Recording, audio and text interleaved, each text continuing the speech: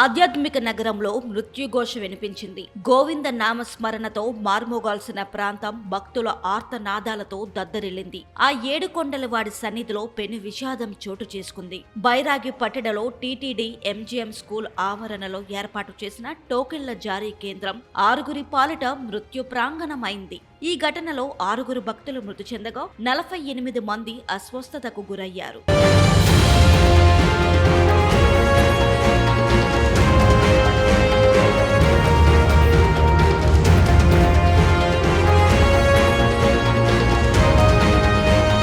అసలేం జరిగిందంటే బైరాగి పట్టణలో బార్కెడ్లు లేకపోవడం వల్లే తొక్కిసలాట జరిగినట్లు పేర్కొంటున్నారు. టీటీడీ మంజూరు చేసే వైకుంఠ ద్వార దర్శనాల టికెట్ల కోసం బుధవారం ఉదయమే బైరాగి పట్టణ సెంటర్ కు భక్తులు భారీగా చేరుకున్నారు. దీంతో పోలీసులు టోకెన్ల జారీ మొదలు పెట్టే వరకు పక్కనే ఉన్న పద్మావతి పార్క్ లోకి భక్తులను పంపించారు.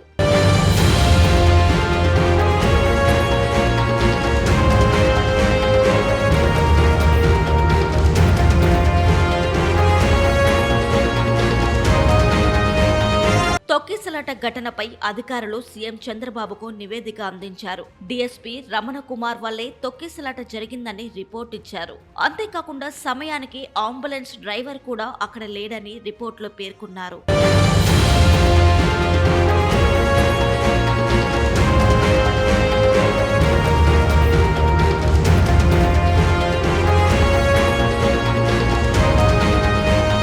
షెడ్యూల్ ప్రకారం ఇవాళ తెల్లవారుజామున 4 గంటల నుంచి టోకెన్ల జారీకి టీటీడీ ప్లాన్ చేసింది. నిన్న ఉదయం నుంచి అన్ని సెంటర్లకు వేలాదిగా భక్తులు భారీగా చేరుకోవడంతో రద్దీ అధికంగా ఉండడంతో రాత్రి నుంచే టోకెన్ల జారీని టీటీడీ ప్రారంభించింది. బైరాగి పట్టణ దగ్గర టోకెన్ల జారీ మొదలు పెట్టకముందే తొక్కిసలాట జరిగింది.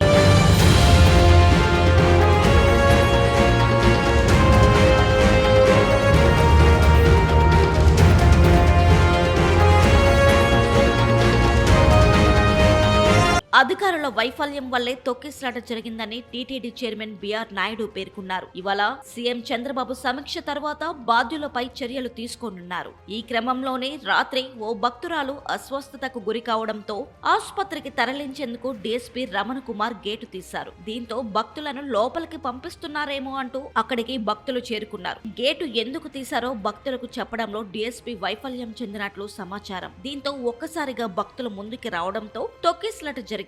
గేటు దగ్గర పరిస్థితి కంట్రోల్ చేయడంలో పోలీసులు వైఫల్యం చెందారని అధికారులు పేర్కొంటున్నారు. అక్కడ ఉన్నటువంటి డిఎస్పీ గేట్ తెరవటం, ఇమ్మీడియట్ గా అందరూ తోసుకొని రావటం వల్ల ఈ తొక్కిసలాటలు జరిగింది.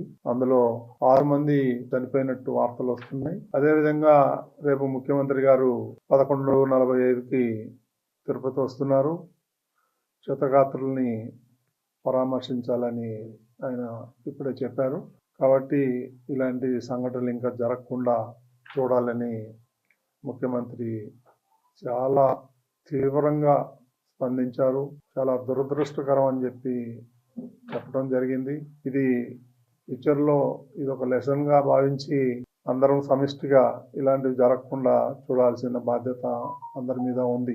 అధికారుల మీద చాలా తీవ్రంగా ఆగ్రహం వ్యక్తం చేశారు. అడ్మినిస్ట్రేషన్ ఇలా కాదు, పకడ్బందీగా ఇవన్నీ ప్రిడిక్ట్ చేయాలి, నాకు క్లియర్ గా లోపం కనిపిస్తుంది, మీరు చాలా ఈజీగా తీసుకున్నారు, మీరు ఎందుకు ఈ విధంగా చేశారనేటువంటి కూడా వ్యక్తం చేశారు ఆయన.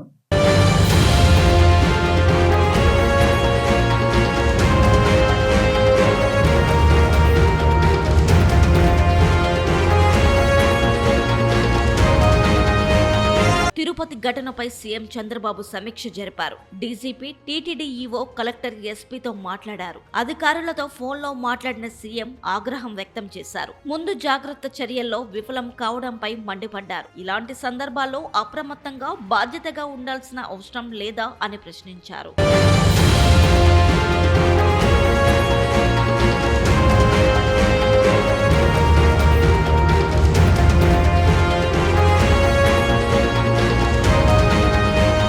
వైకుంఠ వైకుంఠ ద్వార సర్వదర్శనం టోకెన్ల కోసం ఊహించని రీతిలో భక్తులు రావడంతో తొక్కిసలాట జరిగింది. ఈ ఘటనలో 6 భక్తులు మృతి చెందారు. 48 మంది అస్వస్థతకు గురయ్యారు. చనిపోయిన 6గురిలో 5 మహిళలు ఉన్నట్లు అధికారులు గుర్తించారు. వైకుంఠ ద్వార దర్శన టోకెన్ల కోసం జరిగిన తొక్కిసలాటపై CM Chandrababu, deputy CM Pawan Kalyan, మంత్రి లోకేష్ దిగ్భ్రాంతి చెందారు. భక్తులు ప్రాణాలు కోల్పోవడం కలచివేసిందన్నారు చంద్రబాబు. మరోవైపు బాధితులను పరామర్శించేందుకు సీఎం చంద్రబాబు తిరుమలకు వెళ్తున్నారు.